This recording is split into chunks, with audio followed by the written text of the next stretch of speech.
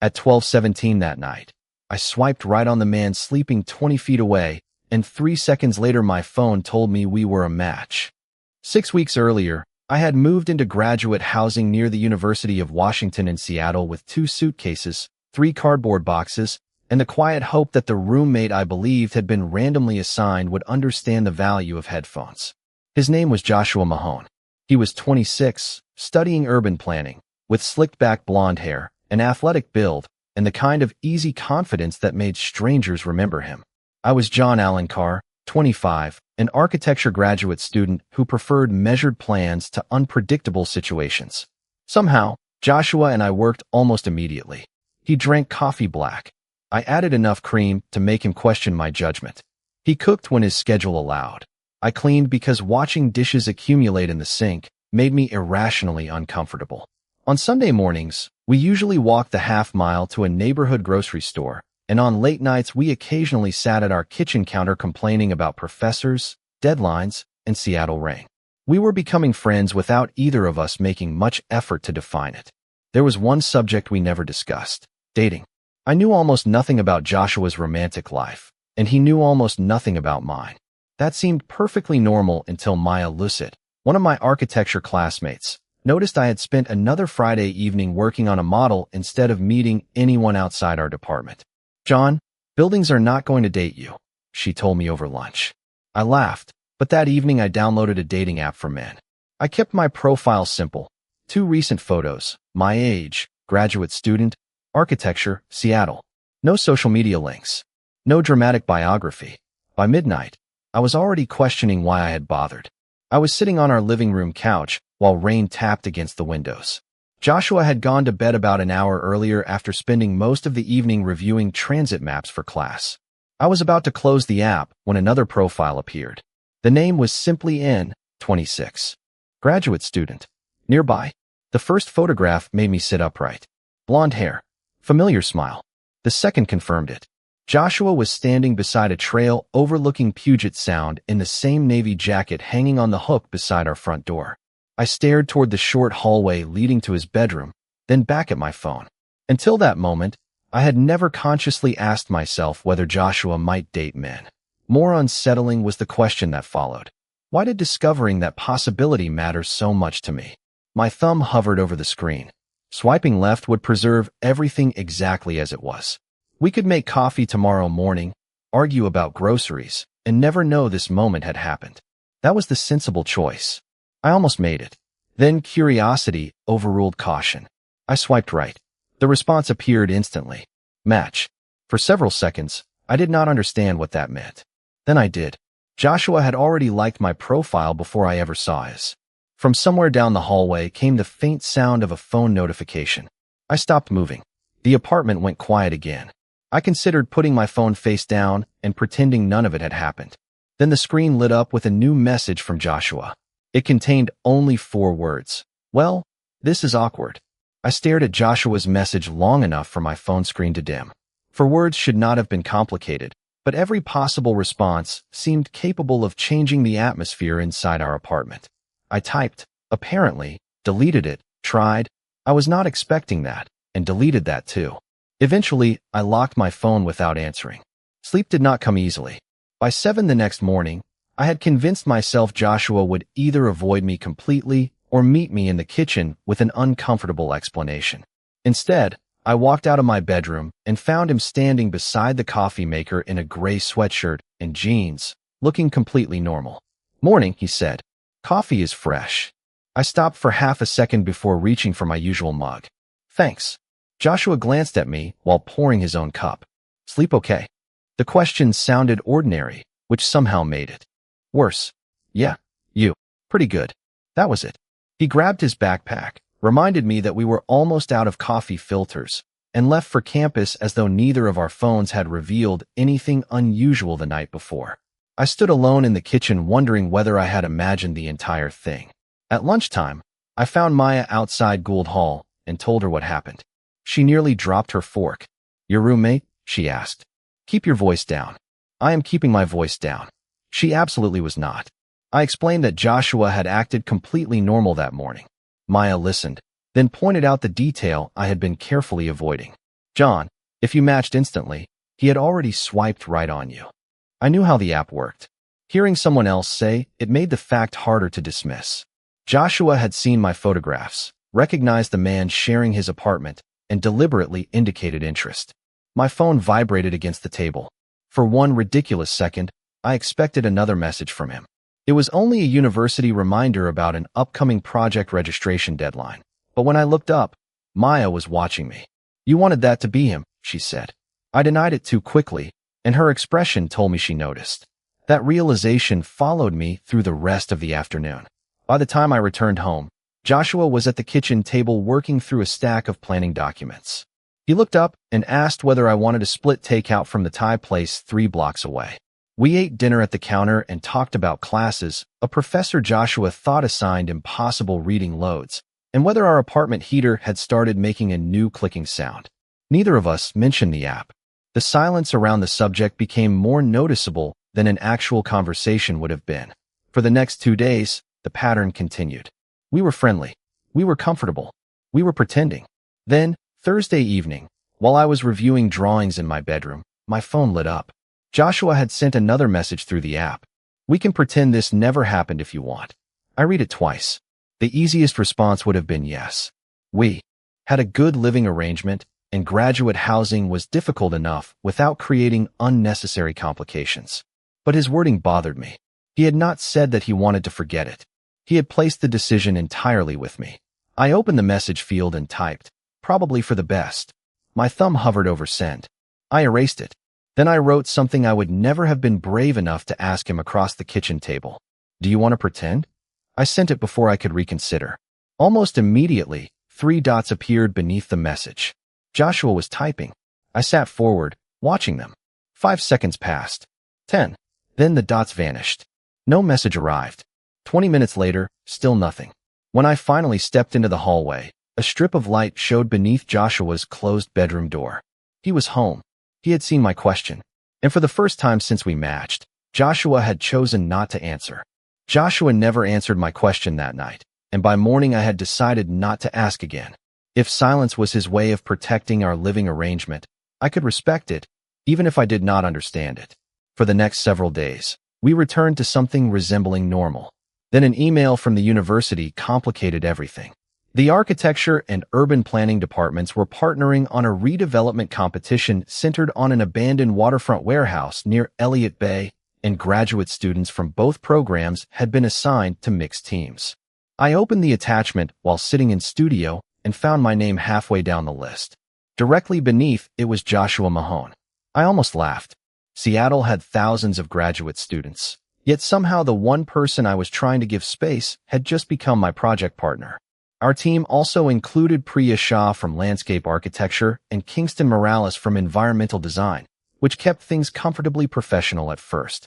Over the next 2 weeks, we surveyed the warehouse site, researched zoning restrictions, compared transit access, and spent long evenings in the university library turning 4 different ideas into one proposal.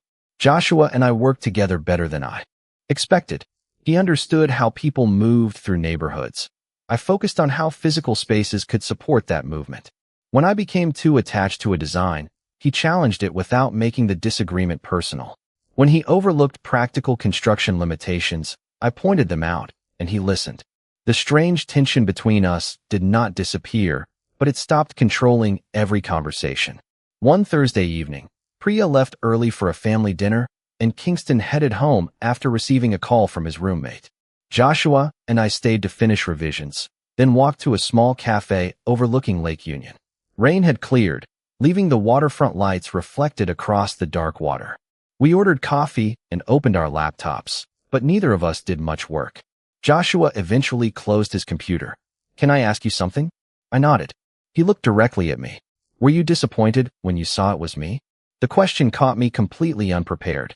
On the app, there is only one situation between us awkward enough to require clarification. I smiled despite myself, then decided he deserved an honest answer. "No, I think I was surprised by how much I was not disappointed." Joshua looked down at his coffee, and for the first time since I had known him, his confidence seemed to slip. Then he said, "I recognized you before I swiped." I stopped smiling. That changed the entire sequence in my mind. Joshua had not casually liked a stranger and discovered afterward that it was his roommate. He had known exactly who I was. Then why did you swipe right? I asked. He took a moment before answering. Because I wanted to. The simplicity of it landed harder than any elaborate explanation could have. But Joshua immediately added that wanting something did not automatically make pursuing it smart. We had months remaining on our housing agreement. If dating went badly, neither of us could simply disappear without turning home into an uncomfortable place. I understood because I had been thinking the same thing. So we made a rule that sounded responsible. While we were roommates, we would remain friends. No dates, no testing boundaries, and hoping. Everything worked out. Walking home, I told myself the decision brought clarity. Joshua seemed calmer too. Back at the apartment, he went to shower while I sat on the couch checking messages. Out of habit, I opened the dating app. Our conversation was still there, but when I tapped Joshua's profile, something had changed. He had hidden his profile from new matches. I looked toward the hallway, suddenly understanding that Joshua had not merely agreed to our rule. Sometime after our conversation, he had paused his dating profile. For the next 3 weeks, our rule worked almost too well. Joshua and I kept our relationship exactly where we had agreed to keep it, at least on the surface. We still shared groceries, compared schedules, and worked with Priya and Kingston on the waterfront proposal, but neither of us mentioned the dating app again. What changed were the smaller things I had no rule for. Before an important design review, I walked into the kitchen at 6:30 in the morning and found a coffee waiting beside a paper bag from the bakery near campus. Joshua had remembered I would be leaving early. 2 days later, when he had a fellowship interview, I spent an hour helping him reorganize his presentation because he kept burying his strongest transportation proposal near the end. None of it qualified as dating. That was precisely the problem. One Friday evening, I was alone in the apartment reviewing drawings when someone knocked on the door. I opened it and found a tall, dark-haired man about 30 standing in the hallway. He smiled politely. "Hey, is Joshua here?" Before I could answer, Joshua appeared behind me, already wearing a clean navy button-down instead of the sweatshirt he had been wearing 20 minutes earlier. His face brightened immediately. "Nathaniel, you made it." They greeted each other with the easy familiarity of people who clearly knew each other well. Joshua introduced us quickly, but all I really registered was Nathaniel's name before Joshua grabbed his jacket. "We are heading downtown," he told me. "Do not wait up." I said something casual and stepped aside. The door closed behind them, and the apartment suddenly felt irritatingly quiet. I stared at my drawings for 10 minutes without absorbing a single measurement. There was no rational reason for me to care. Joshua and I had established the rule together. More importantly, I had no evidence that Nathaniel was anything other than a friend. Still, my mind supplied possibilities faster than I could dismiss them. Eventually, I packed my laptop and walked to the university library, telling myself I needed a change of scenery. I had been there nearly 2 hours when a familiar voice interrupted me. "You know we have a perfectly good table at home." Joshua stood across from me holding 2 paper cups. I looked around for Nathaniel. "Where is your friend?" "At his hotel." Joshua placed 1 coffee beside my laptop. "Nathaniel is my cousin. He is in Seattle for a software conference." I felt immediate relief, followed by embarrassment that the relief existed at all. Joshua sat down opposite me. "You thought he was a date." "I did not say that." "You did not have to."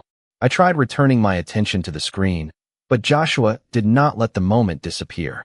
His voice became quieter. "Would it have bothered you if he was?" There it was, the question our rule had supposedly made unnecessary. I could have lied. Instead, I said, "I do not know what answer I am allowed to give." Joshua considered that carefully. Maybe that is the problem with the rule. For a moment, I thought he might suggest changing it. Instead, he leaned back and let me choose whether to continue. I did not. We finished our coffee, reviewed 2 project sections, and walked home talking about everything except Nathaniel. The following Monday, I stopped by the urban planning building to drop off updated site diagrams for Joshua before my afternoon studio. His classroom door was open, but he was not there. A departmental bulletin board beside it displayed announcements for grants, internships, and fellowships. One sheet caught my attention because I recognized the program name from the interview I had helped Joshua prepare for. I stepped closer. The fellowship was based in Chicago. Duration, 12 months. Finalists would be notified within 2 weeks. Joshua had told me about the interview, but he had never mentioned that getting the position meant leaving Seattle for an entire year. I left the site diagrams with the department receptionist and spent the rest of Monday trying to convince myself that Joshua's fellowship was none of my business. That argument lasted until dinner. He was making pasta when I finally asked, "Why did you not tell me Chicago was for a year?" Joshua stopped stirring the sauce. He did not ask how I knew. "I was going to tell you if I became a finalist. You already interviewed. That does not mean I am getting it." His answer was reasonable, but my reaction was not. I told him that roommates usually mentioned when they might move 2,000 miles away. Joshua reminded me that the university could reassign another graduate student to the apartment if necessary. Hearing how easily he described replacing himself made something in me tighten. That is not what I meant. Joshua turned off the burner. "Then what did you mean, John?" I had no answer I was willing to say aloud. The following week gave us little opportunity to resolve anything. Our waterfront competition entered its final phase, and our team had 5 days to complete the presentation. Priya was refining the landscape plan, Kingston was finishing the environmental analysis, and Joshua and I disagreed over how much space to dedicate to public transit access. Normally, we could challenge each other without making it personal. This time, every disagreement carried the conversation we had avoided at home. Late Wednesday, after Priya and Kingston left the studio, Joshua rejected one of my revised entrance layouts. I reacted more sharply than the criticism deserved. "Maybe you should design it for Chicago instead." Joshua stared at me. "So this is still about the fellowship. It is about you making plans and apparently deciding nobody else needs to know." His expression hardened, not with anger so much as frustration. "Why should Chicago matter this much to you? You were the one who wanted rules." That stopped me. He was right, and I hated that he was right. I looked down at the drawings between us. Because the rule was easier than admitting I was scared. Joshua said nothing. I forced myself to continue. If we tried something and it went badly, I could lose the person I live with and one of the best friends I have here. Pretending there was nothing between us felt safer. Joshua's shoulders relaxed slightly. "Do you think I was not scared?" He told me he had wanted to ask me out before we ever matched, but every time he considered it, he imagined making our apartment uncomfortable if I said no. The app had seemed like an answer until my face appeared on his screen. For a few seconds, the months of uncertainty between us felt almost embarrassingly simple. Then I asked the obvious question. "So what are we doing?" Joshua looked toward the dark windows of the studio. "Not starting something because I might leave." I felt the disappointment immediately. He explained that if anything happened between us, he wanted it to begin because we chose it clearly, not because a deadline frightened us into making a decision. I understood his reasoning even though I did not like it. We finished the project revisions quietly and went home separately. The next morning, Joshua was already gone when I entered the kitchen. His coffee mug was in the drying rack, and his backpack was missing. At 9:14, while I was sitting in architecture studio, my phone buzzed. A message from Joshua appeared. The fellowship decision just came in. I stared at those 6 words, waiting for the next message. Nothing followed. For almost a minute, I watched Joshua's message without answering. Then I typed, and his reply came immediately. I got it. I should have felt happy for him, and part of me genuinely did. The fellowship was competitive, exactly the kind of opportunity an urban planning graduate student could build a career around. But another part of me immediately calculated what it meant. 12 months in Chicago, more than 2,000 miles from Seattle, beginning soon after the semester ended. I called him instead of texting. Joshua answered outside his department building, and I could hear students talking behind him. "Congratulations," I said. "You earned this." There was a pause before he thanked me. Then he admitted he had until Monday to accept. I knew what he was really telling me. He had not made the final decision yet. For one dangerous second, I wanted to give him a reason to stay. Instead, I asked whether Chicago offered the experience he wanted. "Yes," he said. "Then you should go." Joshua became quiet. "That easy?" "No. That necessary." I told him I would never want him looking back a year later wondering whether he had turned down an opportunity because we were afraid of distance before we had even figured out what we were to each other. On Monday, he accepted. After that, the calendar seemed to move faster.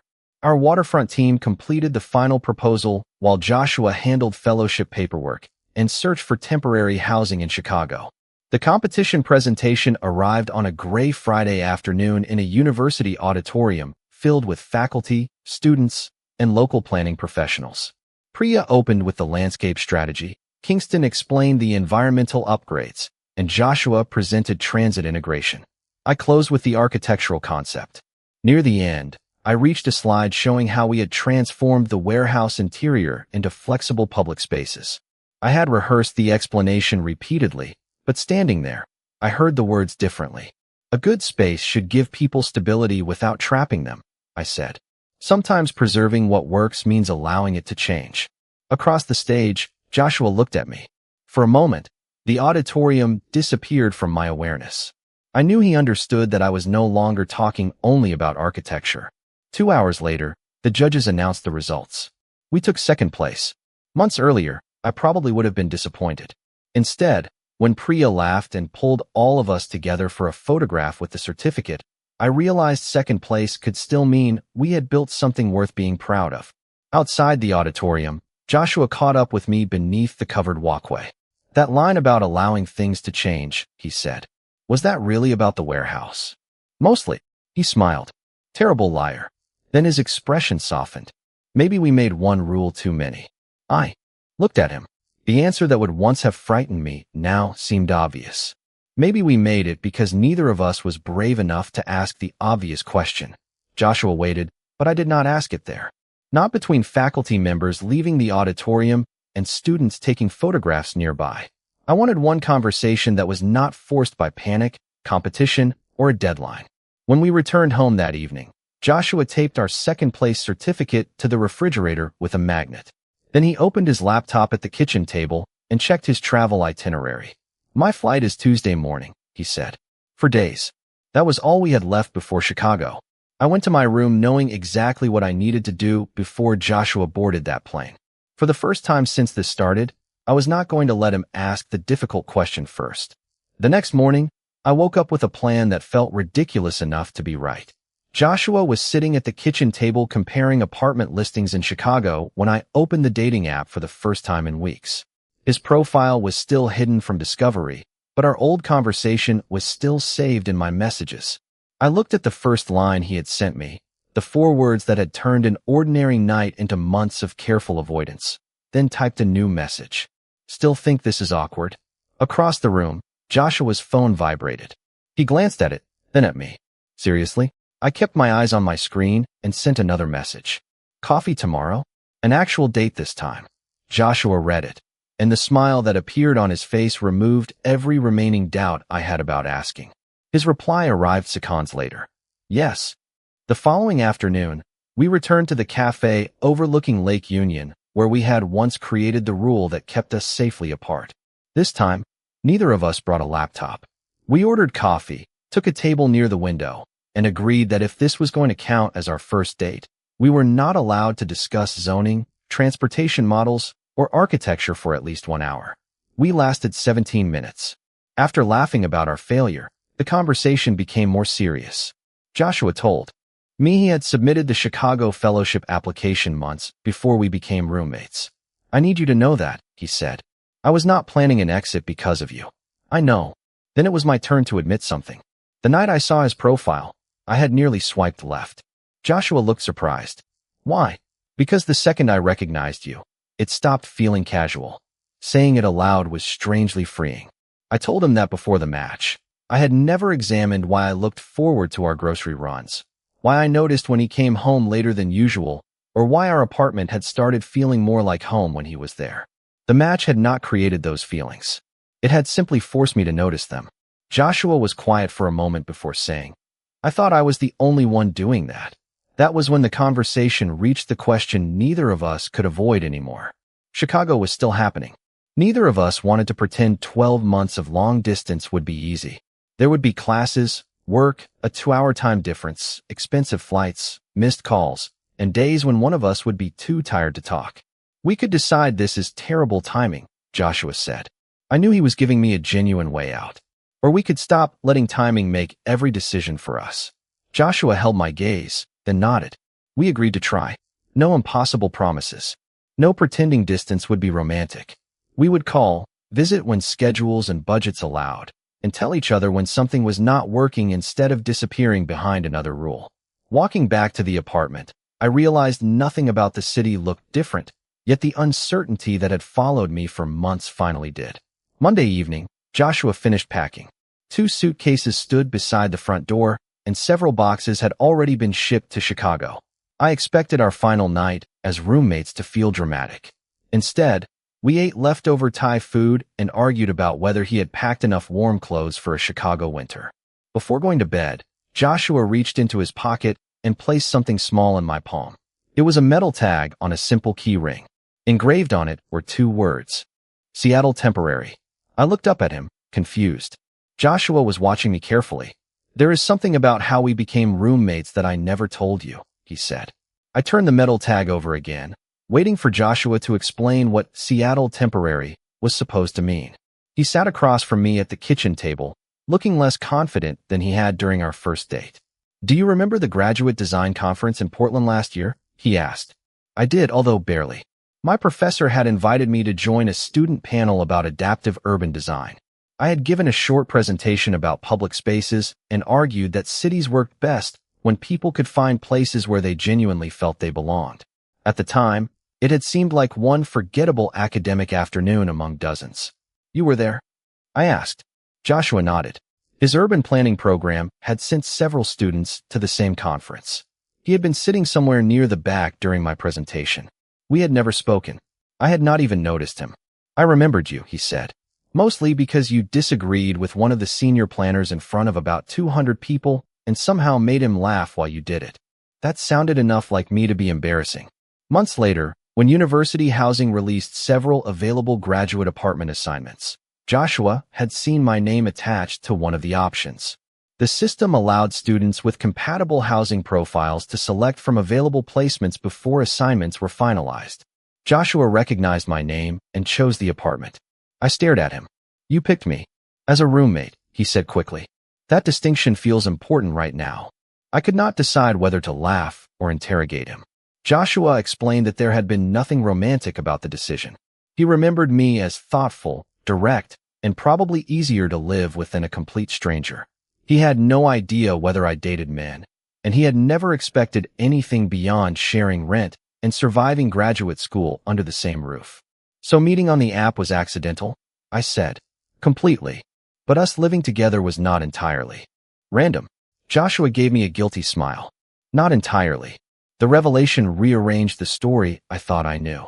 For months, I had treated our housing assignment as the first coincidence and the match as the second.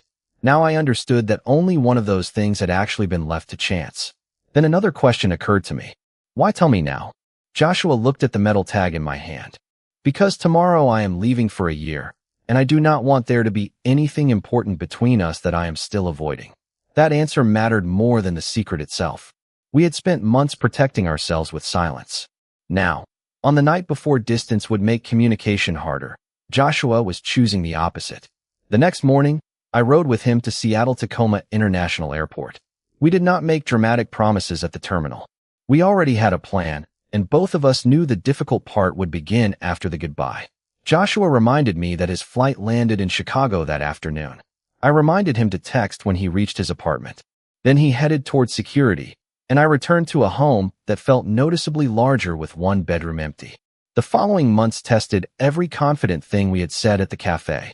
There were scheduled calls interrupted by deadlines, weekends when flights cost more than either of us could justify, and one argument caused almost entirely by exhaustion and poor timing.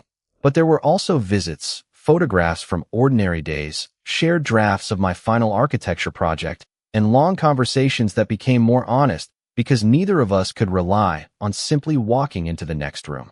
We learned how to disagree without retreating. We learned that missing someone was not the same as losing them.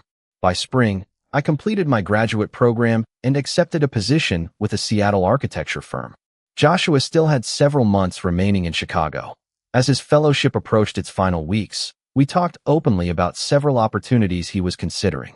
Seattle was one of them, although neither of us wanted to treat it as certain before an offer was finalized. When a local planning consultancy eventually offered him a position, Joshua called me that night and told me he had accepted. The only detail he refused to reveal was exactly when he planned to come home. Then, almost exactly 12 months after he left, an email appeared in my inbox from the university housing office. The subject line mentioned our former apartment building. I opened it, confused, and saw Joshua Mahone's name in the first sentence. The email was far less dramatic than my imagination had made it. University housing was closing out records connected to our old apartment, and Joshua's name appeared because his forwarding information had recently been updated. What caught my attention was the effective date beside his updated forwarding information that very day. I called him immediately. He did not answer. Instead, a message arrived 30 seconds later. Meet me outside the old apartment building at 5:30. By the time I reached campus that evening, Joshua was standing near the entrance holding 2 coffees, his blonde hair somehow still perfectly in place after a flight from Chicago. Seeing him on a screen for a year had not prepared me for seeing him 10 feet away again. You could have mentioned you were flying back today, I said. I wanted one surprise that did not involve a dating app. He handed me a coffee and explained that during the final month of his fellowship, a Seattle planning consultancy had offered him a full-time position working on transit-oriented neighborhood projects. The position had been finalized weeks earlier. What he had kept secret was the exact day he planned to return. So you are really back? I asked. I start Monday. That year apart had not been effortless. We had disagreed, misunderstood each other, and occasionally discovered that a 2-hour time difference could feel much larger after a 14-hour day. But we had also stopped treating discomfort as a reason to disappear. If something bothered us, we eventually said it. If one of us needed space, we explained why.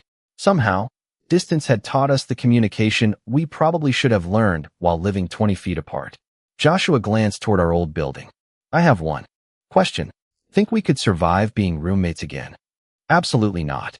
His expression changed so quickly that I laughed. Then I reached into my jacket pocket and placed a key in his hand.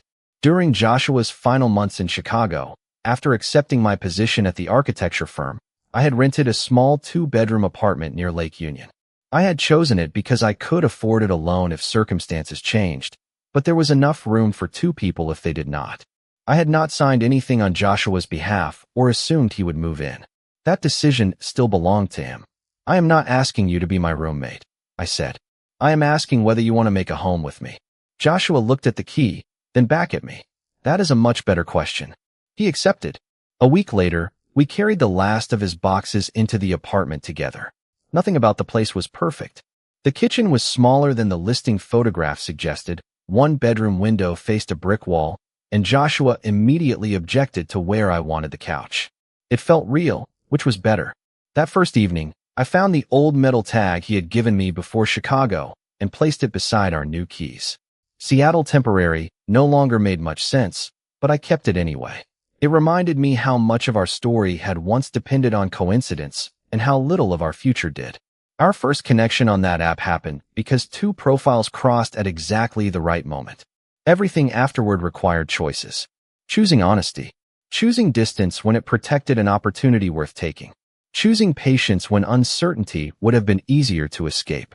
And finally, choosing each other when there was no algorithm left to blame. Maybe some relationships do not begin with certainty. Sometimes the person who changes our life arrives disguised as an ordinary part of it. A roommate, a friend, someone sitting across the kitchen table while we are still trying to understand why their presence matters.